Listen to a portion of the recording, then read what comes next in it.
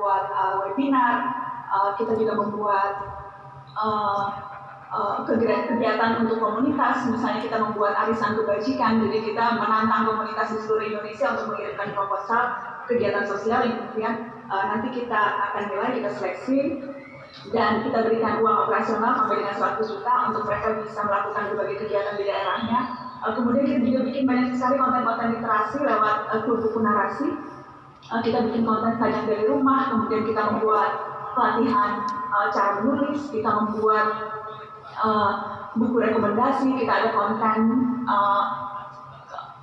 tur buku atau tur perpustakaan di rumah penulis atau pengarang. Jadi ada banyak sekali konten yang kita buat selama pandemi ini yang tujuannya memang mengajak orang untuk betul-betul menggunakan waktunya semaksimal mungkin. Kan ada saying, "The never waste a crisis." Jadi jangan pernah kita menyia-nyiakan krisis. Dan rasanya di saat pandemi sudah 6 bulan ini kegiatan fisik memang berkurang, tapi bagaimana caranya kita tetap bisa produktif dan berdaya sekaligus memberdayakan orang lewat beragam hal atau kegiatan yang bisa kita lakukan. Itu mungkin sedikit tentang narasi. Terima kasih Mbak Nana memberikan gambaran. Tadi saya sangat tertarik ada beberapa poin, tapi tentu nanti Bapak dan Ibu yang peserta pada siang hari ini tentu akan ada pertanyaan-pertanyaan. Tadi sangat menarik ya bagaimana Mbak Nana bicara tentang memberikan dukungan kepada komunitas untuk berlomba-lomba melaksanakan kegiatan literasi. Ada satu arisan kebajikan. Ini juga sesuatu yang sangat menarik. Mbak Nana, sebelum ada pertanyaan dari peserta, dari Bapak Ibu yang hadir pada siang hari, saya persilakan Mbak Nana untuk menyampaikan paparan ataupun informasi terkait dengan literasi yang pada siang hari ini Mbak Nana sampaikan dulu sebelum nanti kita masuk ke tanya jawab. Mbak Nana, dipersilakan Mbak. Terima kasih Pak Zaki. Kita memang sudah menyiapkan beberapa slide presentasi, mungkin nanti bisa dibantu ditunjukkan, hanya untuk membantu saya merumuskan beberapa hal yang memang sudah saya kumpulkan.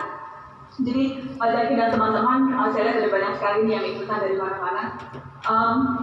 Sepanjang saya menjadi Duta Baca Indonesia, saya memang berkeliling ke daerah-daerah dan bertemu dengan pegiat literasi, bertemu dengan teman-teman pustakawan, bertemu dengan guru-guru mulai dari guru PAUD sampai kemudian juga dosen, bertemu dengan mahasiswa, dan saya kemudian mulai dapat menangkap apa yang kerap kali menjadi miskonsepsi tentang literasi. Satu hal misalnya, banyak di antara kita yang merasa literasi itu diartikan hanya sebatas kemampuan membaca. Padahal kalau kita tahu literasi itu kan juga kemampuan menalar. Literasi itu kan berkait dengan kompetensi kita berpikir dan memproses informasi, bukan hanya sebatas keterampilan membaca, apalagi mengeja gitu.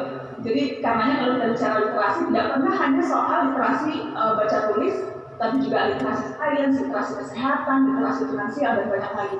Jadi dari mulai konsep literasi saja banyak di antara kita yang masih belum paham dan hanya mengecilkan hanya sebatas bisa mengeja. Itu miskonsepsi yang pertama. Yang kedua yang juga saya temukan di lapangan adalah terkadang pemahaman dari slide kedua, belajar untuk membaca, tapi tidak membaca untuk belajar. Ini juga dua hal yang sebetulnya berbeda. Belajar untuk membaca itu kan terkait dengan kemampuan kita untuk mengenali huruf, mengeja, sesuatu yang jauh lebih sederhana dan kemudian dikuasai di tingkat dasar dalam waktu yang juga relatif singkat. Kalau sekarang malah sebelum masuk TK, orang tua berlomba-lomba anaknya sudah bisa mengeja begitu. Jadi itu kemampuan untuk membaca. Tetapi membaca untuk belajar itu memerlukan skill atau keterampilan yang jauh lebih kompleks, kemampuan lintas disiplin yang menempatkan membaca sebagai alat untuk memahami dan mengaplikasikan ilmu pengetahuan. Jadi sekali lagi membaca bukan tujuan akhir, tapi alat untuk tujuan pembelajaran yang jauh lebih besar. Kerap kali yang saya temui orang tua itu merasa tugasnya selesai kalau anaknya sudah bisa mengeja. Karena ini kita lihat anak-anak orang tua yang punya anak-anak kecil itu berlomba-lomba memasukkan guru PAUD misalnya, tapi dikasih beban untuk memastikan anaknya sudah bisa membaca, bahkan sebelum masuk ke TK begitu. Orang tua akan tidak segan, tidak ragu menghabiskan uang untuk membelikan buku caranya membaca, cara mengeja. Dan merasa tugasnya selesai ketika sudah bisa mengeja. Padahal bisa membaca dan suka membaca itu dua hal yang berbeda. Dan bagaimana kemudian membaca hanya ditafsirkan sebatas anaknya bisa mengeja, itu menurut saya juga miskonsepsi yang kerap kita temui di lapangan. Dan ini akhirnya juga tercermin dari bagaimana angka-angka kita ketika diuji di tingkat internasional. Jadi rata-rata itu siswa Indonesia tingkat kemampuan dasarnya pada saat membaca itu kalau dites selalu bagus.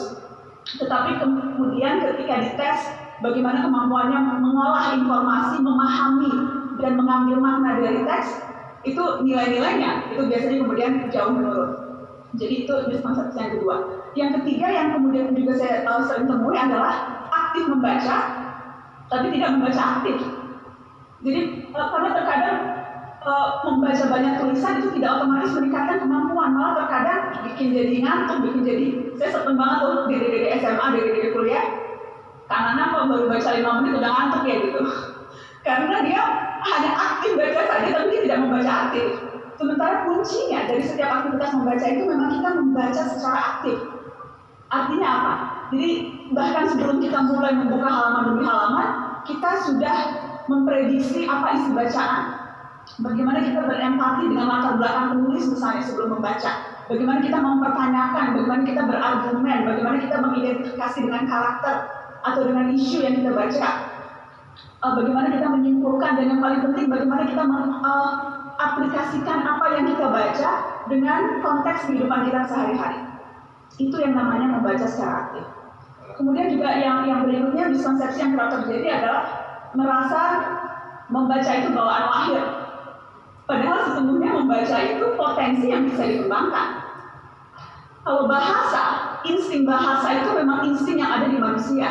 Tapi kalau membaca itu keterampilan, skill, itu sesuatu yang bisa terus-menerus dikembangkan asal kita mau dan asal kita melakukan serangkaian strategi untuk memastikan kita akan menjadi pembaca yang